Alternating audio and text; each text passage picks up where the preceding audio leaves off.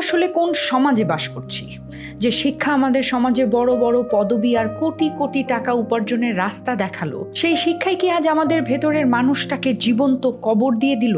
একই ফ্ল্যাটে নিজের গর্ভজাত সন্তান বাস করছে, আর সেই ফ্ল্যাটেরই একটি রুমে একাকী ধুকে ধুকে মা মারা গেলেন। সন্তান নাকি টেরই পেল না? বুকটা কি একবারও কেঁপে উঠল না আমাদের? শিক্ষা আমাদের সার্টিফিকেশন দিচ্ছে, সমাজ আমাদের আধুনিক বানিয়েছে, কিন্তু আমাদের মানুষ বানাতে পারেনি। আজ আমরা নিজেদের ক্যারিয়ার, ব্যাংক ব্যালেন্স আর স্টেটাস নিয়ে এতটাই অন্ধ যে মা 10 মাস 10 দিন গর্ভে ধারণ করলেন, নিজের রক্ত জল করে আঙুল ধরে হাঁটতে শেখালেন, সেই মায়ের ঘরের দরজাটা খুলে একবার মা কেমন আছো বলার সময়টুকু আমাদের নেই।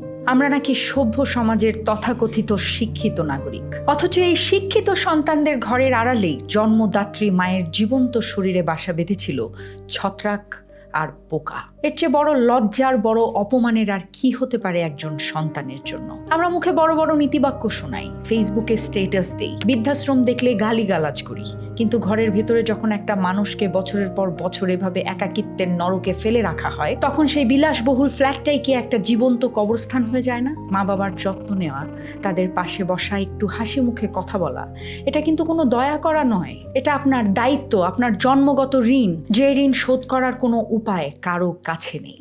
মা বাবার যত্ন নেওয়া আপনার আমার পরম নৈতিক কর্তব্য। যে সন্তান তার পিতা মাতাকে ন্যূনতম সম্মান আর একটুখানি ভালোবাসা দিতে পারে না, তার ওই লক্ষ টাকার চাকরি, ওই বড় ডিগ্রি আর তথাকথিত সভ্যতার কোনো মূল্য নেই। সব শেষ হয়ে যাওয়ার পর আফসোস করলে আর লাভ হবে না। সময় থাকতে নিজেকে একটু পরিবর্তন করুন, সব ব্যস্ততা সরিয়ে রেখে একবার আপনার বাবা মার কাছে যান, একটু খোঁজ খবর নেওয়ার চেষ্টা করুন, একটু যত্ন নেওয়ার চেষ্টা করুন। ঠিক যেভাবে আপনাকে তারা বড় করেছিল, তাদের হাতটা ধরুন, ঠিক যেভাবে তারা আমাদের হাতটা ধরে হাঁটতে শিখিয়েছে। কারণ পৃথিবী একদিকে, আর বাবা মায়ের মুখের এক চিলতে হাসি একদিকে।